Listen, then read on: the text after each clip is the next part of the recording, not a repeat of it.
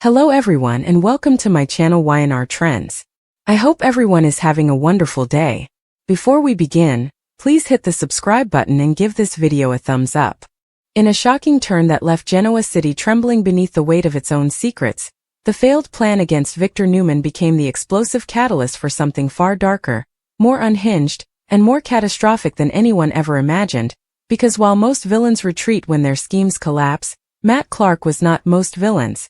He was the kind of man who grew more dangerous in defeat, the kind of man who transformed failure into fury, and fury into a deadly idea that would send shockwaves through the entire Newman empire. And it all began the night the plan fell apart so spectacularly that Matt found himself cornered, powerless, humiliated, and consumed by rage, replaying every second of what went wrong until he obsessed over the same conclusion. Victor Newman was the problem, Victor was the obstacle, Victor was the immovable force blocking every path to revenge, and so Matt made the horrifying leap from strategy to murder, convincing himself that the only way to finally win, after years of being underestimated, overshadowed and outplayed, was to eliminate the legend himself, a conclusion so twisted and chilling that even Matt, in his darkest state, felt something shift within him, as though the last thread of sanity snapped and he became something far more dangerous than anyone in Genoa City realized. And while everyone else was busy celebrating Victor's victory, unaware that a storm far more lethal had just formed in the shadows, Matt began constructing a plan that would change everything, studying Victor's habits, routines, alliances, weaknesses, and especially his blind spots, because even Victor, the titan who had survived rivals, betrayal, corporate wars, kidnappings, and family implosions, had one fatal flaw. He believed no one could outsmart him, and Matt knew how to weaponize that arrogance. At the same time, the Newman family sensed something unsettling in the air. Nikki unable to shake the prickling at the back of her neck. Nick feeling an unexplained heaviness as though disaster loomed. Victoria snapping at everyone as she sensed danger circling them. Adam battling his own demons but hyper-aware that the Newman name always attracted threats. And even Abby found herself growing increasingly uneasy, though none of them could pinpoint what or who was coming for them. But that uncertainty was precisely what Matt counted on, invisibility masquerading as insignificance as he hid in plain sight, gathering intel, whispering poison into the right ears, bribing the right security contacts, and resurrecting old alliances that no one knew still existed. Meanwhile, Victor, confident, victorious, oblivious to the monster rising against him, continued with business as usual, planning expansions, confronting rivals, and underestimating every warning sign because he believed he had once again proven that no one could bring down Victor Newman, unaware that the biggest threat was not coming from corporate warfare or an enemy powerhouse but from a lone man with nothing left to lose and a chilling clarity of purpose, a man who was now crafting a plan with deadly precision, a plan that involved not only Victor but the entire Newman family, because Matt Clark had evolved from revenge to annihilation. He wanted to break the dynasty, dismantle its foundation, destroy its legacy, and he began with psychological warfare, cutting off communication lines, manipulating financial trails, planting forged documents that hinted at betrayal among the siblings, setting off a chain reaction of distrust, and weakening the Newman structure from within, knowing that fractured families make easier targets. But as tensions rose within the Newman clan and Victor found himself navigating conflict after conflict, he remained unaware that every misstep, every argument, every seed of doubt was part of Matt's design, until the night Matt set Phase 2 in motion by orchestrating a staged security breach at the Newman ranch, one so subtle that only Victor noticed the anomaly, triggering the exact reaction Matt expected. Victor quietly launched a private investigation, believing he could handle things himself without alarming the family, and that secrecy played directly into Matt's hands, isolating the man he intended to destroy. Over the next few days, Matt toyed with Victor, engineering a pattern of near misses, shadows in windows, coded messages, and symbolic warnings designed to unsettle Victor, to make him feel hunted, to weaken his instinctual control, and for the first time in a long time Victor felt the old chill, the sensation of being prey, not predator. But even then he refused to alert his children, refusing to show weakness, guarding the truth like a man who still believed he could handle everything alone. But Matt's plan depended on that pride, that stubbornness, and he escalated quickly, planting an explosive device beneath Victor's black SUV, ensuring the blast would occur on a night Victor traditionally drove alone. But fate intervened when Adam unexpectedly borrowed the vehicle, forcing Matt to abort mission at the last second, triggering the rage that would push him into an even darker state of mind. A boiling fury that convinced him subtlety was no longer enough, precision no longer satisfying, and so he recalibrated into something infinitely more terrifying. A direct kill plan, one that involved an enforced confrontation, one that would corner Victor in an isolated location where no family, no guards, no employees could rescue him. To set the trap, Matt sent Victor an encrypted message containing evidence of what looked like a Newman Enterprises betrayal involving a longtime executive, and Victor, as Matt predicted, followed the lead straight into an abandoned warehouse on the outskirts of Genoa City, the same warehouse where so many past confrontations had unfolded, the same warehouse whose walls seemed to absorb echoes of violence, betrayal, and tragedy. And as Victor stepped inside, the darkness thick as smoke, he immediately sensed the setup, but by then the doors had slammed shut and Matt appeared from the shadows with a chilling calmness that even Victor, a man who had stared death in the face countless times, found disturbingly controlled. What followed was a verbal war, Matt accusing Victor of ruining lives, manipulating destinies, destroying people who simply got in his way, while Victor, defiant, resolute, refused to be intimidated, calling Matt a pathetic coward clinging to old grudges. But Matt was beyond psychological combat now, beyond negotiation, beyond redemption, and with a chilling steadiness he revealed the gun tucked beneath his jacket, the weapon he intended to use to end the Newman dynasty forever. Yet, Victor, even cornered, even staring down the barrel of potential death, refused to yield, channeling decades of survival instinct as he surged forward, knocking Matt off balance, sparking a brutal fight that sent both men crashing into crates, metal beams, and dusty concrete. But Matt had prepared for this, slipping free and pulling a second weapon, a hidden blade, raising it high with the intent to plunge it into Victor's chest and end the legend once and for all. However, just as the blade descended, the warehouse door burst open, Nick, Adam, Victoria, and even Nikki racing in seconds before the fatal strike, having secretly tracked Victor's movements after discovering his private investigation. And chaos erupted as the Newman children tackled Matt to the ground while Victor collapsed against a support beam, breathless, shaken but alive. And though Matt was eventually restrained, handcuffed, and dragged away by police, it was not the end of the nightmare, because as he was loaded into the squad car he stared at Victor with a look of haunting promise, a vow delivered in silence but felt by everyone present. This isn't over, and the Newmans knew in their bones that this was only the beginning of a war more personal, more brutal, and more dangerous than any they had ever faced, because Matt Clark had become something monstrous, something unhinged, and men like that did not break. They multiplied their rage, sharpened their obsession, and waited for the next opening, the next weakness, the next chance to strike, leaving Victor and his entire family with one horrifying truth lingering in the air long after the sirens faded. The threat wasn't gone. It had only just begun. What happened after Matt Clark was dragged away from that warehouse became the kind of psychological nightmare Genoa City had not seen in years, because while the Newman family tried to convince themselves that the immediate threat had finally been neutralized, that the danger had been contained, something deeper and more disturbing began to take root, something that not even Victor, seasoned, battle-tested, unshakable Victor, could fully understand, because in the days following Matt's arrest, the atmosphere in the Newman household shifted into a strange, fragile state, a combination of heightened alertness, gnawing dread, and an uneasy awareness that the monster they had cornered was not defeated in the way they hoped.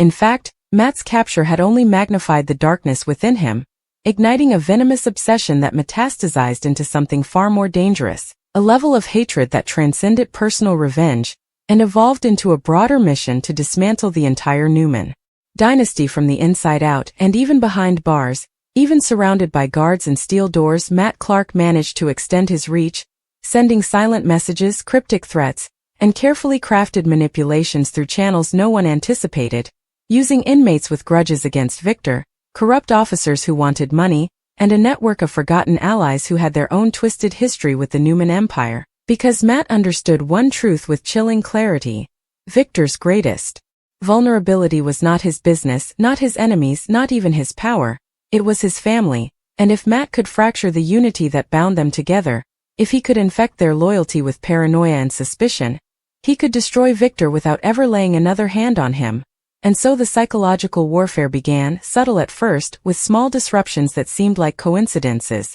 A mysterious fire at a Newman warehouse, a fake report suggesting that Newman Enterprises had committed financial fraud, a forged letter implying that one of Victor's trusted executives had turned traitor. But each incident seemed to hit Victor's children differently, unsettling them, rattling their trust, and as the pattern grew more complicated, Adam became the first to suspect something deeper was unfolding, sensing that Matt's influence was somehow reaching beyond the prison walls, though Adam struggled to convince Nick or Victoria, who were too focused on protecting their father and navigating their own simmering tensions to see the larger picture. Meanwhile, Nikki found herself sinking into a quiet terror she couldn't fully articulate, waking in the middle of the night with a chilling certainty that Matt had left something unfinished, something meant for her, though she kept these fears hidden from Victor to avoid adding to his burdens. And as these unease-filled days unfolded, Victor himself found his mind drifting into restless paranoia, the kind he hadn't experienced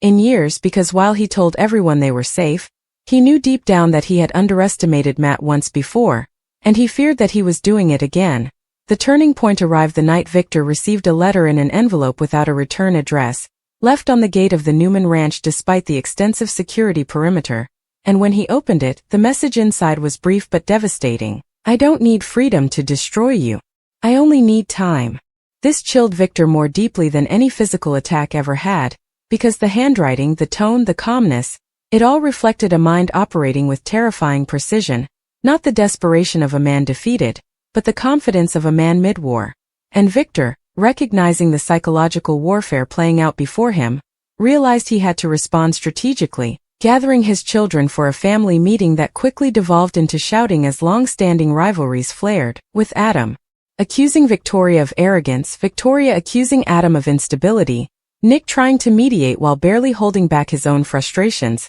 and Abby feeling overwhelmed as she struggled to balance her own fears with the desire to be strong for her family.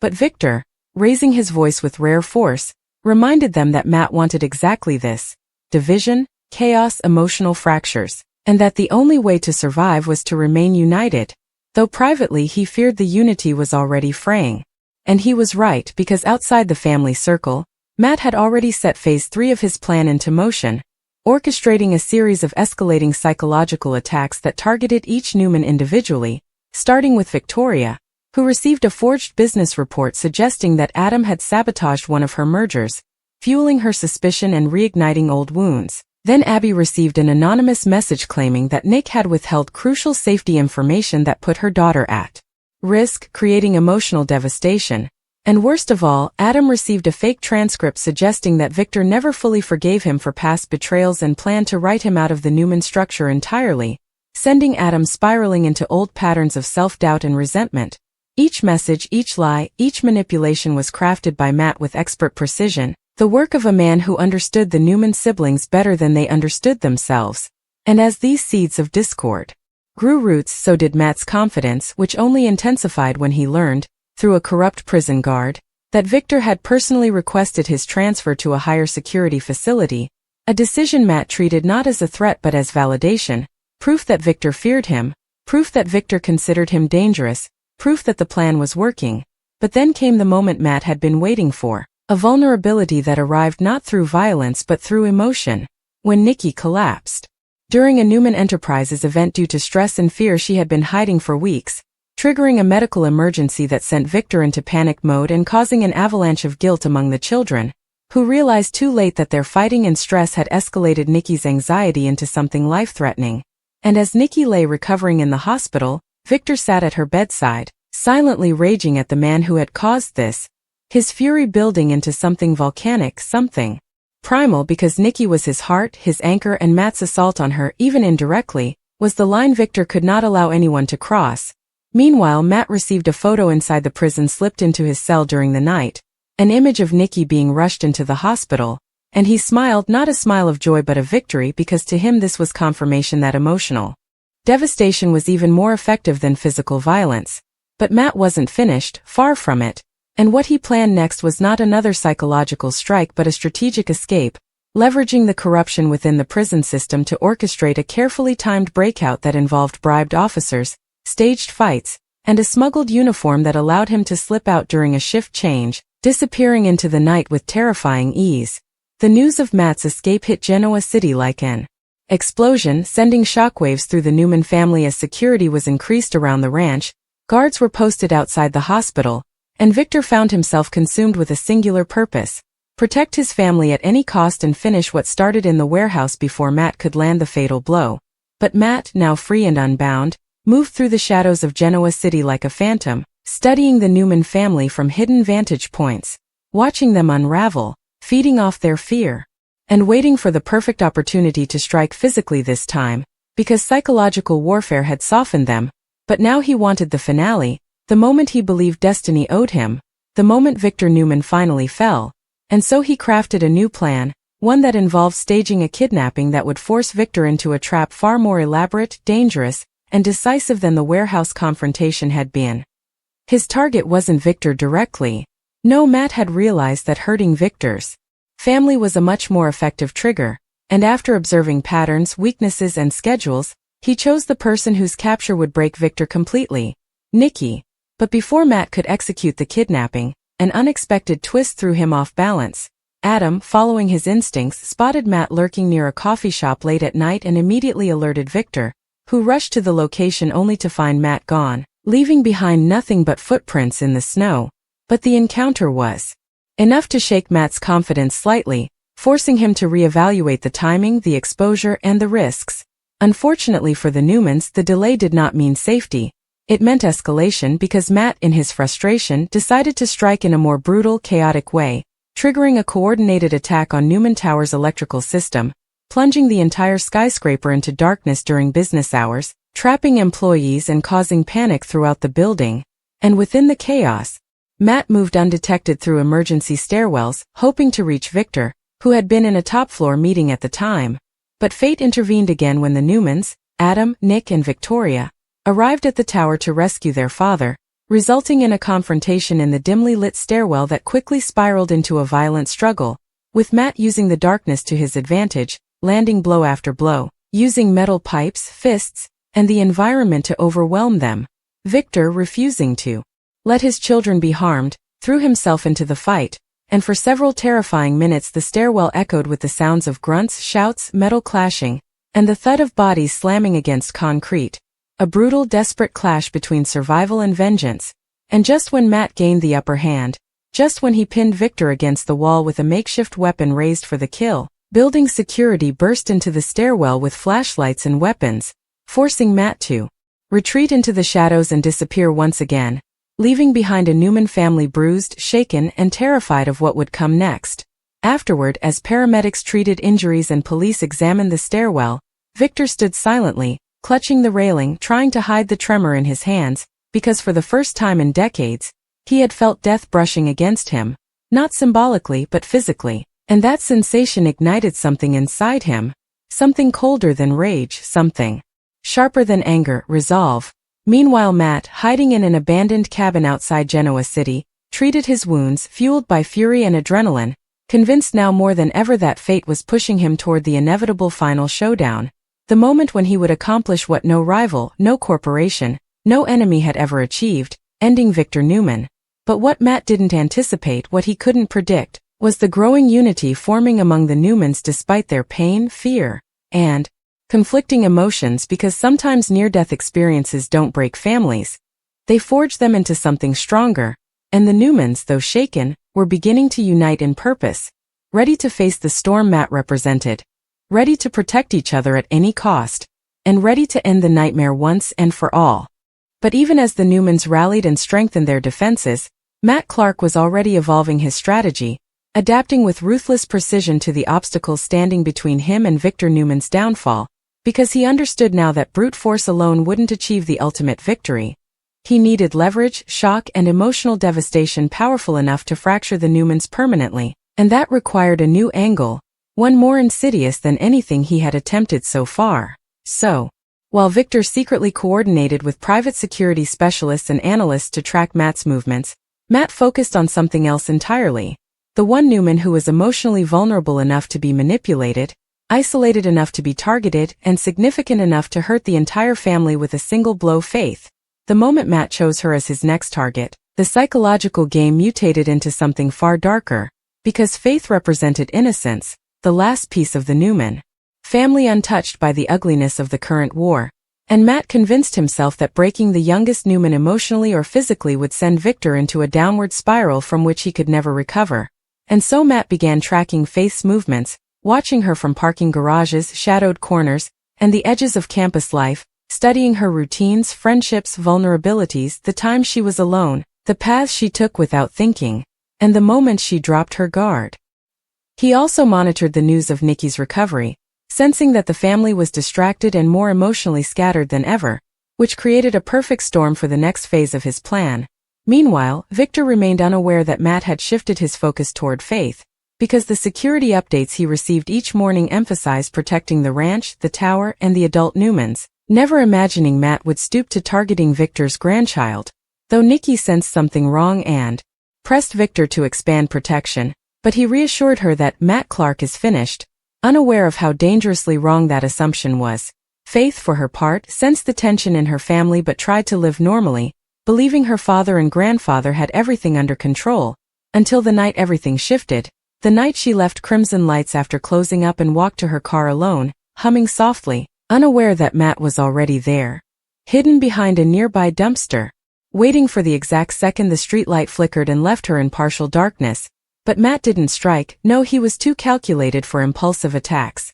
and instead he let Faith feel something, a subtle movement in the shadows, the kind that sends shivers down the spine, the kind that tells the subconscious mind to run. But when she turned around, Matt slipped deeper into hiding, ensuring she saw nothing, heard nothing, convincing her that her unease was just imagination, all while setting the stage for the next encounter. The following evening, Matt escalated slightly by leaving a torn piece of paper under her windshield with nothing but her name written on it in chilling block letters, and Faith, startled, immediately called Nick, who rushed to the scene, furious, protective, and deeply shaken. But even then, no one connected it to Matt because the handwriting didn't match what Victor had shown them, leaving the Newmans with no immediate suspect. And as fear for Faith began to spread quietly through the family, Matt, watching from afar, felt the surge of satisfaction he had been craving, the knowledge that his plan was working again, that he was slipping past their defenses, that he was one step closer to forcing Victor into the kind of emotional torment that could destroy even the strongest of men.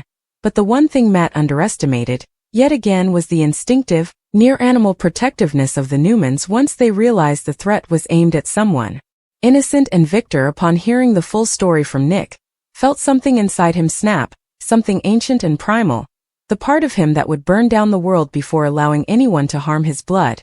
And in that moment Victor made a silent vow, one that sent a ripple of fear through the entire family as he voiced it aloud. Matt Clark wanted a war. Now he will get one.